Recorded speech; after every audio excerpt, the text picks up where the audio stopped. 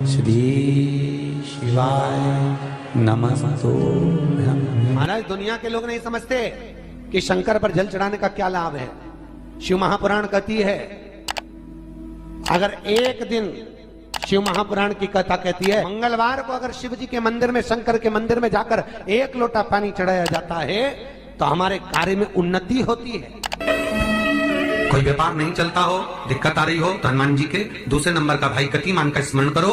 हनुमान जी के उल्टे पांव का सिंदूर लाकर गतिमान का नाम लेकर स्वस्तिक बना दिया जाए व्यापार वाली जगह पर, तो व्यापार अच्छा चलने लगता है। महाराज, कोई व्यक्ति पैसा खा गया, नहीं दे रहा, बहुत परेशान हो गए, मांग मांग कर दे गए, नहीं दे रहा, हाथ जोड़ लिया, पांव जोड़ लिया, सब कुछ कर लिया, नहीं दे रहा, तो हनुमान जी के तीसरे नंबर का भाई रतिमान, रतिमान, गतिमान रतिमान, रतिमान का नाम लीजिए। पीपल के पत्ते पर लाल सिंदूर से जो व्यक्ति पैसा लेकर गया उसका नाम लेकर बहते हुए पानी में अपनी कामना कर रतिमान का नाम लेकर छोड़ दीजिए। 15 दिन में रतिमान ऐसी उतावली मचाता है कि उसको हाथ जोड़कर वो खुद फोन लगाकर बोलता, भैया तेरा मैं पैसा लौटा दूंगा। रतिमान का स्मरण किया जाता है। रतिमान, ध्यान दीजिएगा, हनुमान का एक स्मरण, पंचमुखी हनुमान का एक भाव। महाराज, जैसे बहुत ज्यादा तकलीफ अगर व्यक्ति को हो गई है, बहुत कष्टमय जीवन चल रहा है, हार गए हर जगह से और तकलीफमय जीवन चल रहा है, तो पंचमुखी हनुमान का एक शिव महापुराण का और स्कंद पुराण का एक बड़ा सुंदर मंत्र है। उस मंत्र को आप सब एक बार हमारे साथ में बोलें। ओम नमो हनुमते रुद्र अवताराय सर्व शत्रु संहारणाय सर्व रोग हराय सर्व वशीकरणाय रामदूताय स्वाहा।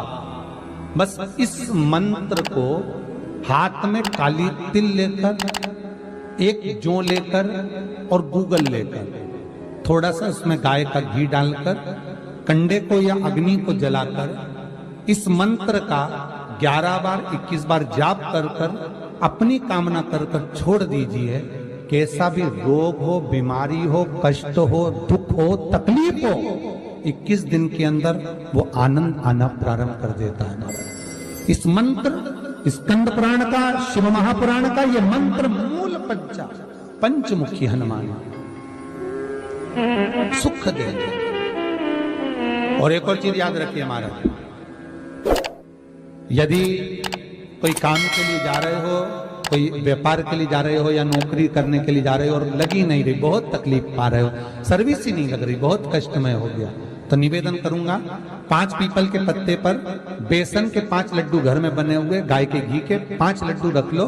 उस लड्डू के बीचों बीच एक आटे का दिया और उसमें तिल्ली का तेल डालकर इसी मंत्र का प्रयोग कर कर पंचमुखी हनुमान का किसी भी हनुमान के मंदिर में जाकर, दक्षिण मुखी हनुमान के मंदिर में जाकर उसको रख कर आ जाइए। इसके बाद आप उस काम के लिए जाइए, आपका काम सफल हो जाएगा। आपको किसी को नहीं कहना पड़ेगा कि हाथ जोड़ना नहीं पड़ेगा, किसी के पांव नहीं पड़ना पड़ेंगे, तुरंत काम होगा। बस इस मंत्र का स्मरण कर कर पंचमुखी हनुमान का भूतेश्वर जो मंत्र है वो सुख देने वाला। पूरे घर में वास्तु के हिसाब से केवल एक दीवार ऐसी होती है जहां पर हनुमान जी का चित्र लगाया जाए।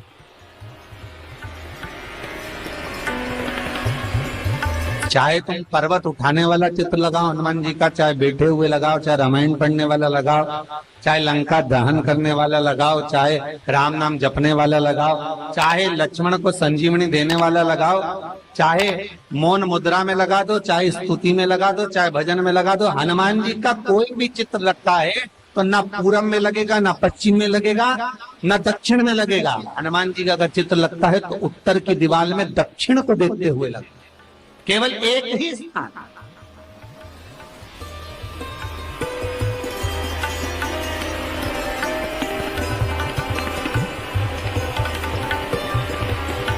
जैसे पूर्वजों के चित्र को, पितरों के चित्र को, गए हुए हमारे जीवों के चित्र को दक्षिण में विराजमान किया जाता है, उसी तरह हनुमान को उत्तर में विराजमान कर कर दृष्टि दक्षिण में कर दी।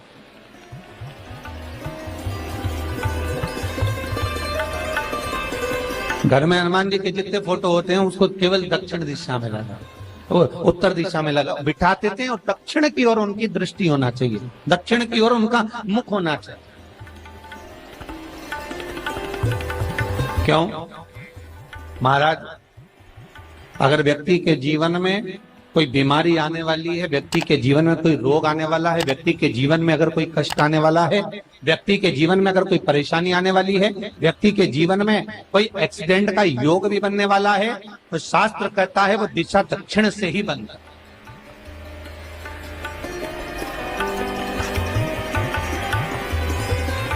ये दक्षिण जो दिशा है ये यम की दिशा। यहाँ संपूर्ण परिवार के साथ यमराज अपने आनंद में निवास करते। और जब हमारे घर में, हम ये नहीं कह रहे कि आप हनुमान जी का फोटो लगाओ, हम ये भी नहीं कह रहे, आपके घर में हो और आपने अगर विराजमान कर रखा है किसी दिशा में, तो हमारा तो निवेदन रहेगा, अभी तक आपने अगर जैसा रखा, पर एक बार दिशा बदल कर देखना कि रोग, बीमारी, कष्ट, दुख, तकलीफ में आपको लाभ मिला कि ना। हनुमान जी ने केवल दक्षिण दिशा की ओर अगर मुख कर हमने विराजमान कर दिया, फोटो ही विराजित किया। हम ये नहीं कहेंगे आपसे कि आप बाजार से फोटो खरीद के लाओ फिर लगाओ, नहीं, आपके घर में हो तो आप लगा दें, आपके घर में हो तो विराजमान।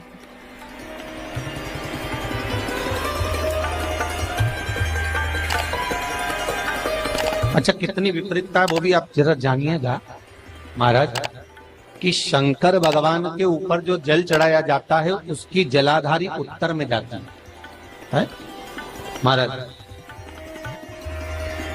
भगवान शिव का जो जल जा रहा है वो उत्तर की ओर जा, और हनुमान जी को उत्तर में विराजमान कर मुख दक्षिण की ओर कर दिया। क्यों? प्रबल दिशाओं में उत्तर और दक्षिण महाराज, ये जो दो दिशाएं, इनको साधने के लिए कोई देवता आगे नहीं। अगर इन दिशाओं को कोई साधने वाला है तो केवल एक देवाधिदेव महादेव ही हो सकता। काल का हरण करने वाला वो महान काल ही हो सकता।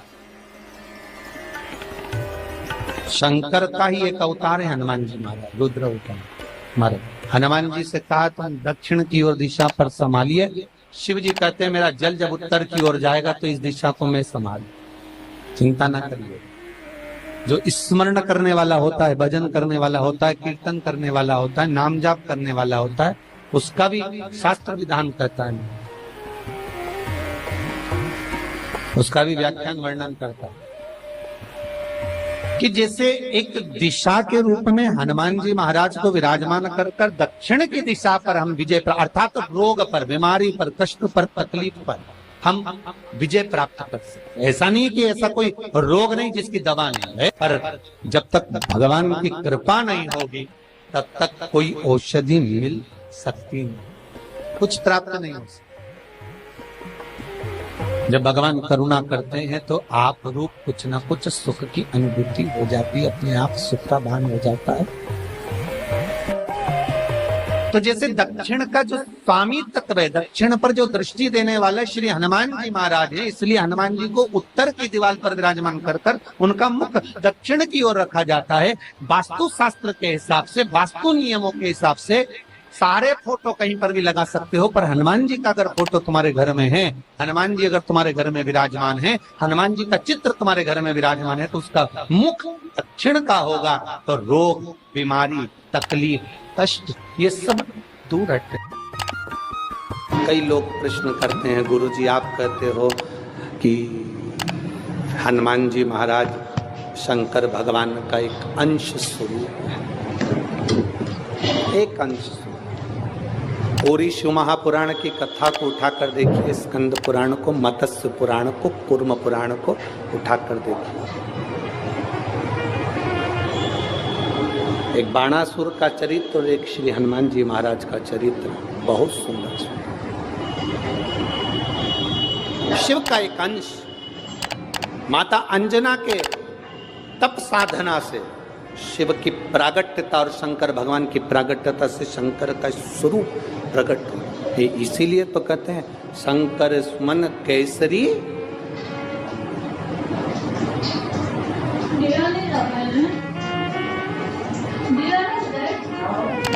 शिव का एक स्वरूप है हनुमान जी। हम तो हमेशा कहते हैं अगर आप हनुमान जी का भी दर्शन कर रहे हैं तो ये अंदाजा लगा कर रखें कि आप शंकर का दर्शन कर रहे हैं। आप शंकर का दर्शन कर रहे हैं तो ये अंदाजा लगा कर रखें कि आप हनुमान जी का दर्शन कर रहे हैं। सब एक, कोई भेद नहीं, सब एक, कोई भेद नहीं। देवताओं, आप एक बेलपत्र, जैसे आप एक बेलपत्र कि ये दो जो पत्तियां होती हैं, जरा ध्यान देंगे, ये दो जो पत्ती नीचे की रहती है बेलपत्र, आगे का भाग एक बेलपत्र और नीचे की जो ये दो पत्तियां होती हैं, इन दो पत्तियों के ऊपर एक एक शमी पत्र। ये दो जो पत्तियां हैं, इन पत्तियों के ऊपर एक एक शमी पत्र और लाल चंदन ये रखकर कितना भी रोगीला व्यक्ति हो, रोग से ग्रसित व्यक्ति हो, जिंदगी में कितना ही दुख पड़ रहा हो, बेलपत्र की ये दोनों पत्ती जिसके ऊपर शमी पत्र रखकर, लाल चंदन रखकर श्री हनुमान जी महाराज और हनुमान जी महाराज के तीसरे नंबर के भाई श्री गतिमान जी। हनुमान जी कितने भाई हैं? 6। उसमें हनुमान, रतिमान, प्रतिमान, मतिमान, गतिमान, तो जो नीचे के क्रम में आते हैं श्री गतिमान जी, उन गतिमान जी और हनुमान जी का नाम लेकर जो शिवलिंग के ऊपर समर्पित कर देता है, रोग का निवारण होता ही है, रोग मुक्ति होती है। मंगल का प्रदोष निकाल कर रख लो कि मंगल का प्रदोष इस दिन पड़ रहा है, मंगल की त्रयोदशी तिथि पड़ रही है, प्रदोष व्रत मंगलवार का पड़ रहा है।